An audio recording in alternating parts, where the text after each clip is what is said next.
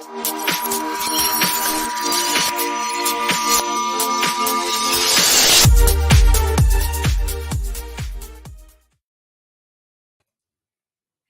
good evening, everyone. It is Monday night, and that means it is time for another episode of Small Biz Highlight.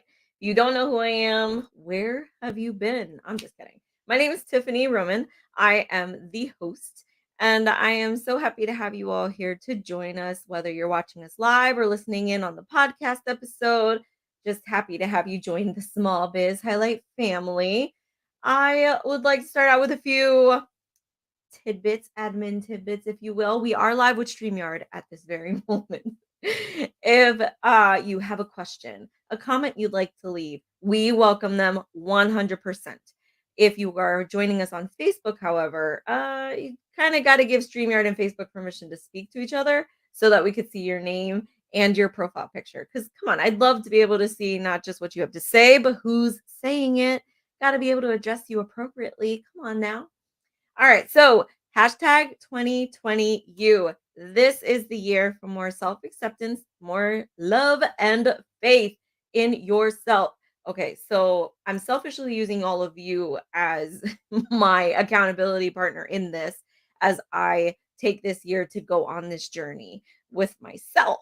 But if you feel so compelled to join me on this journey this year, then please feel free to join in and use me as your accountability buddy, or spread the word, and the good vibes and whatnot to your friends and family. Have them join in with you and just be accountable to each other and help each other grow. We've been through a lot these past couple years and whatnot, and I feel like this is a good time to just sit back and reflect and grow. So that's what this year's about for me. What's about for you? If it's different, it's okay. If it's different, you won't hurt my feelings. All right, so a quick tidbit about friends and family. My invite friends button on the Small Biz Highlight page on Facebook is missing. So I can't even invite anybody to like the page. So help me spread the love and word about all 125 of my guests so far by simply doing a share, a like, leaving a comment under a post or a video, doing something that simple that will take probably 2 seconds will then add that post and whatnot to your timeline and therefore making more exposure for my lovely guests that I have had throughout the past close to 2 years now. I cannot believe it's been 2 years. But anyway, I digress. So, yes, please help me spread the word. Spreading the word, yes, it supports the show, but ultimately it helps gets all those businesses in front of people they may not have been able to get in front of without your help.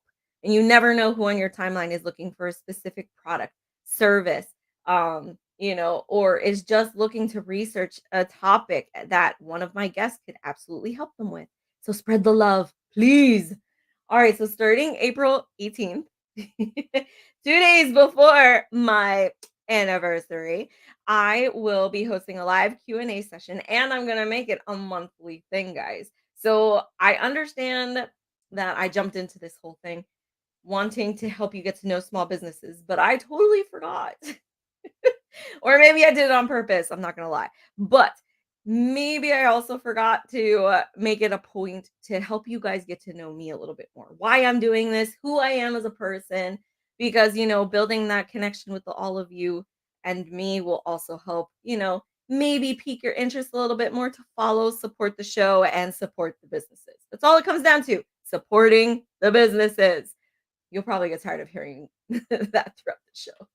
I host a live vendor event for Small Business Saturday, and just one day was just not enough for me anymore. So this year, I plan to take over the entire weekend. Yes, I plan to do a live vendor event on Facebook, YouTube, all of the above, hosted by me from Black Friday through Cyber Monday, highlighting small businesses throughout the day and making it a point to support small businesses, highlight them and make them your main go-to for your holiday shopping, since that's the busiest shopping weekend of the year. So join me in the takeover. Be a sponsor.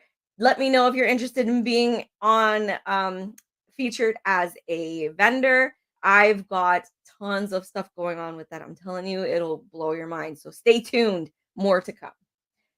Speaking of sponsors, I have an awesome sponsor. Text for more. All you need to do is text small biz to 717-670-6400, and you have in the palm of your hands our awesomely made brochure giving you the tidbits of what we've got going on the show, on our app, on the events coming up. I mean, we've got a lot going on, and it's awesome to have this one page where it's giving you a brief introduction to everything and ways to get in touch with us. So check it out. All right. And as always, there's an app for everything, and Small Biz Highlight is no different.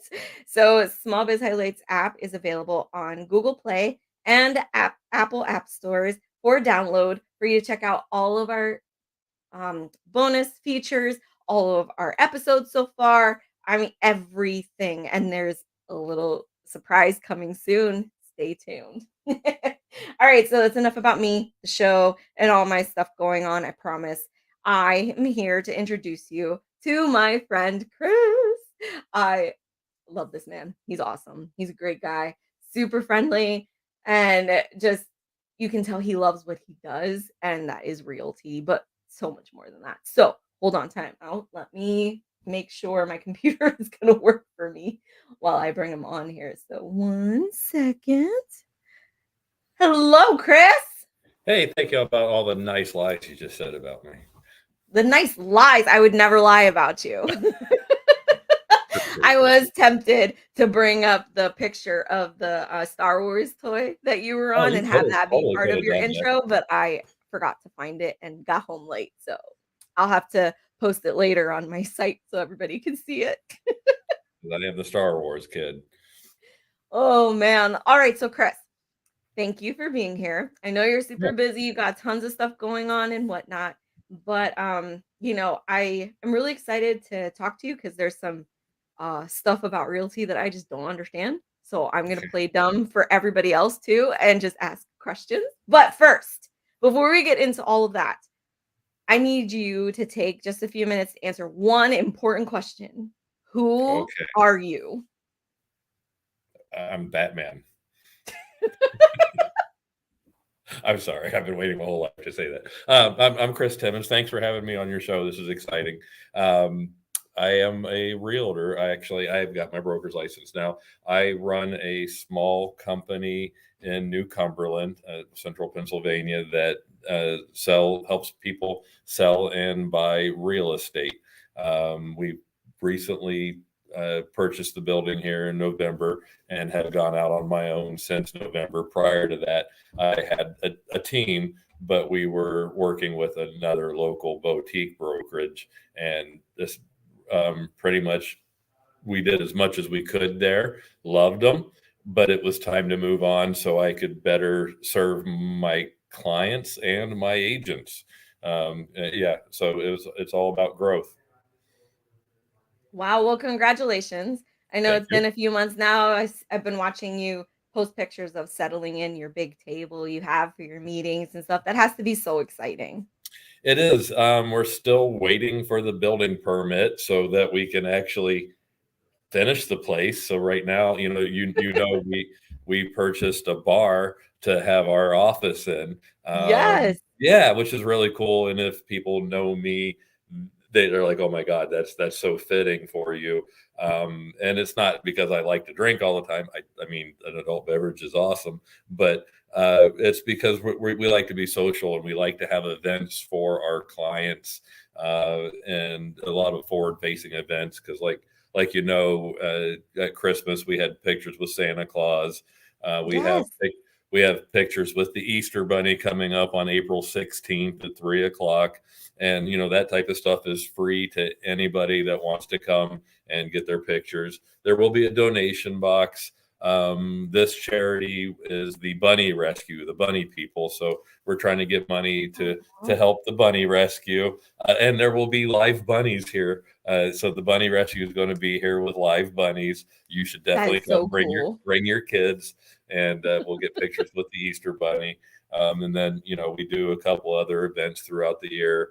We'll have a big summer shindig that anybody's invited to, and then our customer appreciation parties. So it gets expensive finding locations to do those that actually are big enough, and this location fit that bill for us as far as not just an office, but a way to have events at the same time.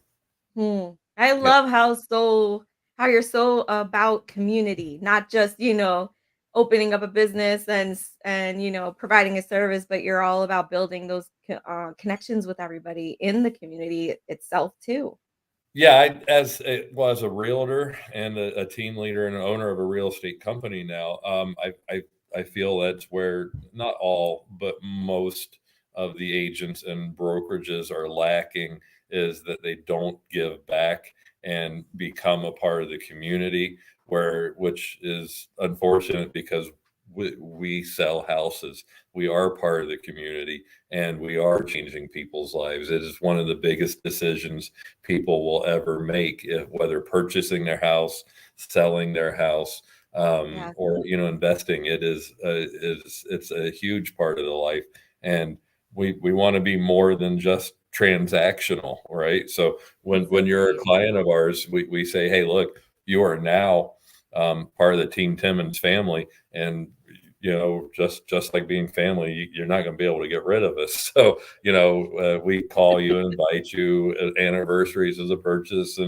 and your birthday, and come to our chili cook off. We have a chili cook off every fall, minus COVID. But yeah, we have a Nice. chili with three prizes: hottest, best, and most unique. And that's a lot of fun. So Wow. Okay. So, all right.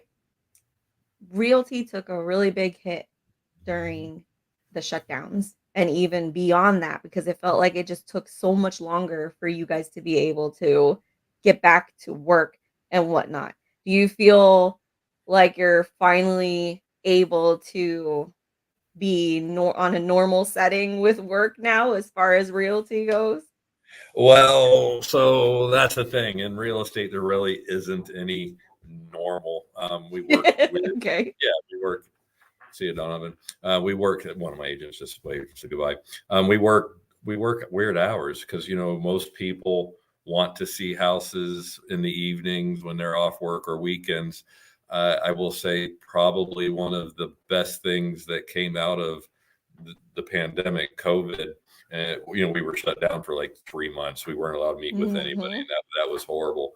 But one of the benefits that happened, which is weird to hear that there was a benefit, but as far as realtors go, more people are working from home now, which Yeah. means, and they have more freedom. So there are more showings now during the day than there Hmm. ever were. So like, hey, Tiffany, when do you want to see that house? You're like, oh, dude, I can see it anytime. How does 3 o'clock sound? Great. Whereas pre-COVID, it was hardly any showings during the middle of the day. They were Oh, all wow. in the Okay. evenings and the weekends. So the people, as their life changed and their schedule changed and where they're working from, has affected us in, I think, a positive manner. Meaning that we're actually, if you're a showing agent, you're probably going to be home by 8 o'clock at the latest now, as Oh. opposed to later sometimes. Because again, you work during the day doing your paperwork and making sure your contracts are good and all that, and then you're showing houses when people get off work. And if you're working with a handful of buyers, or you got one buyer that wants to see 5 houses, and you're starting at 5:30, 5:30, a half hour showing and then drive. Yeah, there have been many times in my career that I didn't get home until like 9 o'clock, and then I'm sitting down at the computer and I'm working, and then I get up in the morning and do it again. So yeah. Wow. Okay. So you described your business as a full service realty team. What does that mean exactly?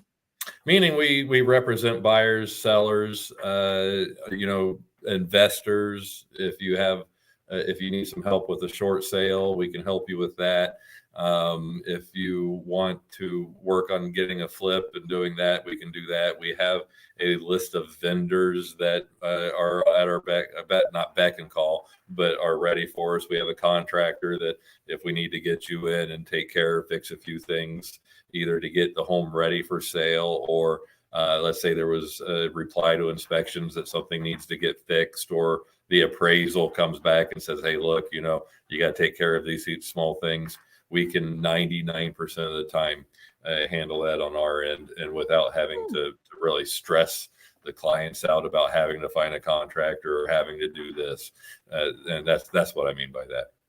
Wow, that has to be so convenient for all your clients because Yeah. as stressful as you said the decision is to either sell or buy a house, all those extra things, I didn't even know all of that came into play for whatever reason. So now Yeah. you're just you're adding more parts to the process that would completely overwhelm somebody. So that's got to There's be great.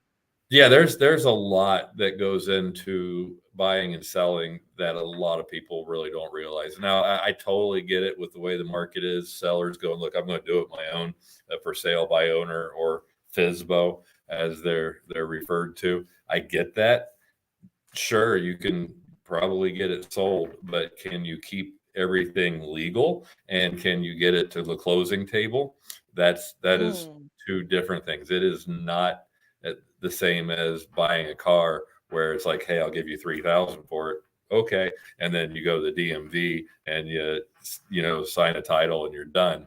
There is many more moving pieces in the process. You have appraisals, you have the lender you're dealing with, inspections if they're doing that, and the reply to inspections, and just knowing things like what kind of financing can this house actually take, right? Because you've got FHA, which does not mm, stand for first time home buyer program, which most people think that's what FHA stands for. It stands for Federal Housing Authority, is what it mm. stands for. So it's a government backed loan, and they have certain guidelines that they have to follow as far as condition of the home, and if you like have a well and septic, the distance is there, things like that that most people don't think about.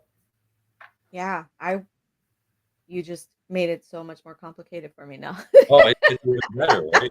So, yeah. No, And then I'm just knowing kidding. I'm just knowing kidding. knowing the right lender, because we work with a good handful of lenders, and, while I think that all the lenders that we personally work with on a regular basis are amazing, sometimes this lender is going to be a better fit for this client than this Oh lender, yeah. just based on personality and what that lender tends to Hmm. gravitate towards. Because I have one that, she's fantastic, and she knows the PFHA programs, which is Pennsylvania uh, FHA essentially. She knows those like the back of her hands, and those are fantastic for people that maybe don't have a lot of cash, but their credit's good. And because in this market, being a seller's market, it's really hard to get seller's assistance. Meaning, I want to buy your house, but I want you to help me with the closing cost. The sellers are like, no, because they know the next person is going to not need it, because they're not going to. Mm, So why should I lose $6,000 to $8,000 in this process, when if I just wait a couple days, chances are I won't lose that, right? mm. So with the PFHA programs, there's a couple different ones, but essentially it's a second mortgage that will help you with down payment or closing cost. So depending on your credit score and which program you're using, you can either have like 50 extra dollars go to your mortgage payment, which is interest free. These loans are interest free, so it's like, Mm, yeah, okay. it's like it's free money. It's like money that you haven't saved yet, but saved, right? Because you get it. I like that. Yeah, there's one program where it's forgiven at 10% each year, up to after 5 years. Then you Hmm. don't have to owe that money at all, as long as you haven't missed any or late on any payments. So there's a lot of programs out there. A lot of people also think you need 20% down to purchase a home. You don't. That's only if you want to get rid of not have PMI, primary mortgage insurance, and it's that could be a couple $100 to several $100 extra on a mortgage payment. So I get wanting to get rid of that, but a lot of people also don't realize that there's so much that people don't realize, and realtors don't even know this to talk about it, which is also very frustrating. Wow. Well, so like 20% can get rid of your PMI, which is great, 20% down conventional. Or if like you're doing a 10% conventional, there's most lenders have a thing called a primary mortgage insurance buyout. And so so let's say you're buying a $400,000 home, 20% of that is how much? That's $80,000, right? Yeah. Whereas if you're doing a 10%, that you now have 40,000, you can spend, let's say, and don't quote me on these numbers, but it'll be several $1,000s. Let's call it $3,000 to buy that primary mortgage payment away. So instead of having to put $80,000 down to not have that primary mortgage insurance, you could take that 40,000 for that 10% down, an additional $3,000 to get rid of that primary mortgage insurance, and that Mm. you haven't had to spend the whole 20, and you'll essentially save that in the year worth, 12 payments worth of primary mortgage insurance. You've paid yourself back what you paid to get rid of it, if I'm making any sense. So No, you are. This is great information because, like I said, I just had no idea so much was involved. But like I understand it has to be complicated to a degree because there's just so much going on to there really change is. one person's house to your name, all that extra stuff. But Yeah, until you go through the process, I feel like you just never understand exactly what all it entails. And you right. mentioned that it's a buyer's or seller's market. It's a What seller's what does that mean? What is the That difference between means a that seller's means that market and a buyer's market? What is that? okay, well, it's supply and demand. If there is more inventory than buyers, it's a buyer's market, meaning there's lots of houses for sale and not as many people to buy it. So in that environment, hey, I want to buy your house. I'm going to give you $10,000 less, and I want you to cover all the closing costs. That seller is going to be like, thank you for the great offer. I'm going to accept it. In Oh, this okay. market, with it being a seller's market, that means that there is more buyers out there than people wanting to sell their house. So when a house goes on the market, if it's priced right and it's nice, you have all of these people going, I want to buy your house. And then they're competing against each other, which drives the price up. The Okay. sellers are getting typically more than what they're listed for, and getting offers that oftentimes have little to no contingencies. And what I mean by a contingency is like home inspections, those are Mm. being waived often, or people are even waiving the appraisal contingency. And what I mean by that is, let's say they're buying a house for $200,000 and they said, look, we're willing to pay up to $250,000 for that home, and they win. But what we're going to do is we're going to say, we're not going to worry about what it appraises at. We don't care. We'll make up that difference, because typically, well, almost always, a lender is going to send an appraiser out if it's a loan to make sure that that home is at the value that the purchase is being done at and the lender is giving it. And if the home does not appraise at the purchase price, so in this circumstance, 250 that I used, they're not getting the loan, right? So if let's say it appraises at 220, there's $30,000 difference. The lender will give a loan at 220. The lender will always give a loan at the value that the home appraised at. However, the buyer was under contract at $250,000, so there's $30,000 difference there. There are buyers Oh, out there that are waiving that, saying, look, we don't care what it appraises at. We will make sure that you get that 250,000. Now they're hoping that it's going to appraise at that, so they're not coming out of pocket. But what they're saying is, we're willing to make up that gap, or we're willing to make up 10,000 towards that gap. So if you were under contract at 250 and they're willing to make up 10,000 a gap and it appraised at 220, then they're going to put 10,000 towards that, and now it'll sell at 230. But you have lots of people that are waiving it entirely, and depending on your situation, that's not always a bad idea. I mean, you want the house, there's not much out there. If you're a first-time home buyer and you're in the first-time home buyer price point, which is typically, in this area, mid 100s to mid 200s, that's typically your first-time home buyer. That's probably not a good idea to pay 20,000 more than asking and cover that, because your equity position isn't going to build up fast enough to get you in the black, because you are probably selling that house in 5 years. The average first-time home buyer is in a house for 3 to 7 years. So we'll just say 5 years. You're never going to get that money back, right? However, let's say it's your second home or third home, it's your forever home, and you're probably going to be in that home for 10 years or more, or 20 years. And the upgrading price point, which is 300 to 450 in this area, your equity. So what if you pay 20,000 more than it's worth right now? Because in 1 to 2 to 3 years, you're in the black, and then you're just building equity and building equity and building equity. Wow. Well, because up until this market, the average home or the average equity build up in this area was 3 to 5%. So let's just call it 3.5% on a $100,000 home. Before this market happened, your home next year is going to be worth $103,500.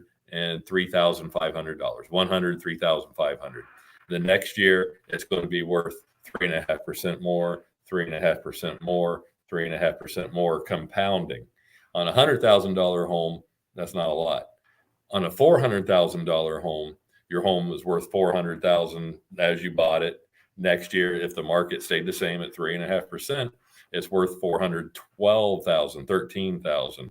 And then the next year, it's worth, you add another 13 plus whatever. So it's worth closer to 430. And then the next year, boom, boom, boom. It just gets bigger. That's one of the benefits of owning homes, is that you are not only paying less than you would be in rent, but you are building equity. You're building wealth by owning your home. You're paying into your own bank account is what you're doing.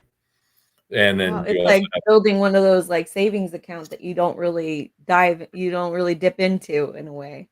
Yeah. And then once you get some equity in the home, then you have the ability to use that equity out of the house, a home equity loan, a HELOC, a home equity line of credit. So like we have a HELOC on our house that we don't have to use. We're not paying anything, but right now we're letting our house pay for its own remodel, which will then increase the value of the home. So then I can refinance and then have more equity. So my HELOC actually will be larger. So I'll have access to more money because I used the money that the house was worth to do that. Wow. Okay. Whew. Okay. So that was a lot of numbers, a lot of details. No, but it was really great information, and you broke it down easily that I could follow you along, I promise. Nice. Okay, good. We're going to take a quick break right now so I can play a mini commercial for my nice sponsor, Text for More. When we come back, I really want to take the last few moments to get the best pieces of advice from you for anybody who's interested in buying their first home. Absolutely. What they should be doing to prepare, okay? So we'll be right back. Are you tired of missed business opportunities because you don't have the marketing tools that big companies do? Do you want to generate more sales with less effort or technical knowledge? Text for More is a digital marketing solution that is both your digital brochure and web presence that connects you directly to your customers. Best of all, Text for More is proven to deliver results. In fact, some of our clients have seen their monthly revenue increase by as much as 5 times in the first couple of months. To get started today, text the keyword MORE to 317-342-8114 and see how we can assist you. Text for more. Next Generation Brochures for the Digital Age.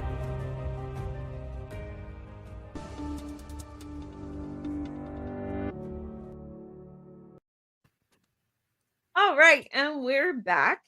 Like I said before we took a quick break, I wanted to definitely take a few moments at the end here to really pick your brain about what tips you would give someone who's interested in buying their first home. What should they be working on? What should they be looking at? How do they prepare for such a decision?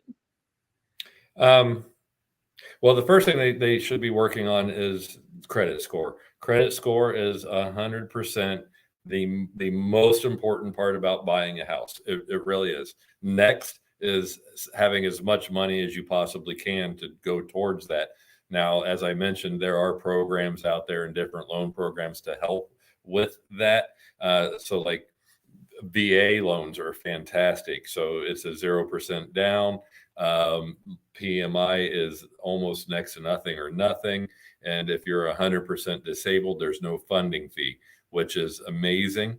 The Wow. only benefit or the only detriment to a VA loan is it's also the appraisal is the most stringent appraisal out there. And a lot of people are afraid of accepting a VA loan over a conventional loan in multiple offer situations because a conventional loan is pretty much like the house is standing and it's worth this, great. Whereas the VA is going to be like, hey, we need handrails, we need no peeling paint. You have to have the GFCIs. If there's a well, we have to have a water test, and it has to pass bacteria and no solid heavy metals. So it's the most stringent appraisal out there. But there's also USDA 0% financing like the VA is, but you're limited into your shopping area essentially because you do a VA loan in the city, not VA, a USDA loan because they're contention on how many people are living in an area. Okay. But saving money would be the most. But seriously, credit. You want a minimum. There are some lenders that'll tell you they'll work with a 580 credit score, and they will. But it's going to have to be very, very specific reasons why you're at 580. Your debt to income ratio is going to have to be almost nothing. And what I mean by debt to income ratio is how much you are committed to paying out on a monthly basis, credit cards, car payments, medical payments, student loans, child support, stuff like that, your commitments versus how much money you have coming in. And they also add that in when they're trying to figure out how much home you can afford to purchase, right? So most is right around a 43% maximum debt to income ratio, meaning they will say that if you can't be spending more than 43% of your money on a monthly basis and purchase this home. Best thing to do is if you are wanting to purchase a home, you can talk to a lender or a realtor, either one of those to start with. A good realtor is going to get you lined up with a good lender. They really will. And then you talk to the lender and have them run your credit score and see where you are at financially and with your credit. And then they're going to say, hey, look, you're awesome. You can afford a house up to 180, 260, 400, whatever it is. Let's go forth and try to buy a home. Or they'll say, look, you're not quite ready. And this is why I think it's really important. No, it's really important because a good lender, and like I said, if you want, talk to me. I'll get you hooked up with a good lender because that good lender is going to run your credit and they'll actually be able to, instead of just saying, yeah, you can't do it, goodbye. They're going to say, hey, look, you can't do it now. And that's because of X, Y, and Z. And if you take care of X, Y, and Z like this, you'll be able to purchase in 2 months, 3 months, 6 months. Oh, And that's good. yeah, so they can actually help you come up with a blueprint, a path to follow to get you to the point where you're ready. And that's really important because a lot of people A lot of people think they're experts on everything, and I'm not saying I'm not the same way, but I had one of my agents last year was working with a gentleman that was very smart. He had great credit, and he had decent credit, but he wanted great credit, and he had a big chunk of money. So he took that big chunk of money and he paid down all of his credit cards, which would seem to be smart, right? And it raised his credit up, which was good. But then he had no money to work on purchasing a home and was reliant on these secondary mortgages and or seller's assistance. Mhm. Whereas if he had actually spoken to the lender first, she would have told him, hey, look, actually only pay these cards down to here, because beyond this, it's not going to raise your credit score much of any that's going to be of benefit to us. And you're going to get to keep that money in your pocket, which will be useful when we're trying to buy a house for your down payment and closing costs and stuff like that. So Mm. while he thought he was being smart, he actually outthought himself is what he did. And there was something I remember I asked you before. I think you mentioned that for all of us, me included, that track our credit score on, like, those apps that they have out, like Credit Sesame and stuff like that. You And said Credit that Karma. that's not necessarily what will pop up when you guys run our credit? No, no. So Credit Karma and all those are great for watching where your credit is going. If it's going up, if it's going down, oh my God, somebody stole my identity and weird things are happening. But they're typically off 30 to 40 points plus or minus. So you could be, sitting there at a 600 and think, well, I'm not ready to buy a house because I know I need a minimum 620. But if you're going by Credit Karma, you could actually have a 570 or a 630, Oh, probably. wow. Right. Which is why it's really important to actually talk to a lender and have them pull all three and let you know where they're at. And then I'd like to address also this market, right? So it's a seller's market, and I've heard a lot of people that are afraid of selling because they're afraid of not being able to buy something. And I've also heard and spoken to a lot. I mean, while we do have a plethora of buyers out there, there are ones that are like, I'm going to wait until the market crashes. I hear this over and over and over again. I'm not going to pay these inflated prices. I'm going to wait till the market crashes. It's not going to crash. It's not going to. I mean, we're going to have a slight correction because the market is just like the stock market. It goes like this, right? Mhm. But what people are thinking is that they're seeing what happened in 2008 when the home prices all came up to here, and then it did crash, and it was a completely different reason for that at that point in time. And the lenders will tell you, if you could fog a mirror, meaning if you were alive, you were pretty much getting a loan. I want a loan for $400,000. And they go, okay, here you go buy a house, right?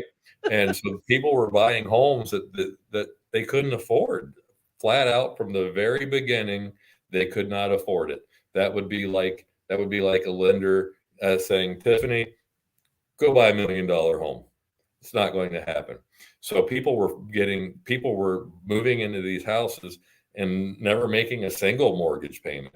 And because of that, there was a huge influx of foreclosures. And because there was a huge influx of foreclosures, those foreclosures hit the market, and that started driving the prices down because there were so many of these bank-owned properties. Mhm. And then the government got involved and said, lenders, you can't do that anymore. And they really set some stringent guidelines that the lenders have to follow now as far as debt to income ratio and checking people's finances and verification of employment. So to get a loan now is so much harder than it was in 2008. And if you're qualified for a $200,000 home, unless something drastic changes in your life, you're still going to be able to afford that home because that mortgage payment isn't going to change. Hopefully, because hopefully you're not dumb and getting an adjustable rate mortgage.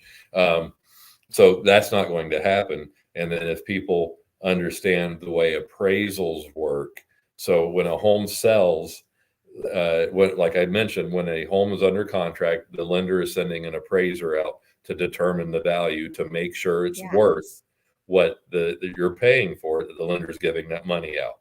The way they do that is they look at homes in the immediate vicinity that are very similar to that: number of bedrooms, bathrooms, square footage, condition, lot size. They're finding homes that are very, very similar, and they're saying these are comparables. So this home, 200,000, let's say it settles, it closes, new owners. That home is now a comparable essentially for the next 6 months to a year. 6 months is the preferred amount of time. Beyond that, if they have to, they can go out farther. But that home is a comparable for 6 months for every home that's going to sell like it in the area.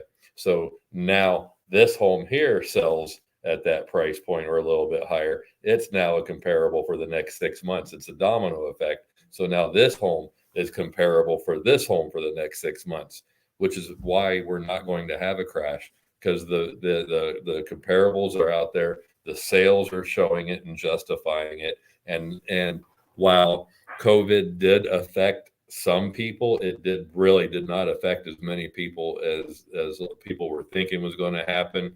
With like loss of jobs, because most people were Oh, able to yeah. transition and actually work from home. And then the few people that it did affect because of either unfortunately death or they lost their jobs, the banks are trying really, really, really hard to not foreclose on them. They're working out deferred. I mean, there will be some, but it's not going to be this huge wave like everybody was anticipating. It's just not going to happen. All right.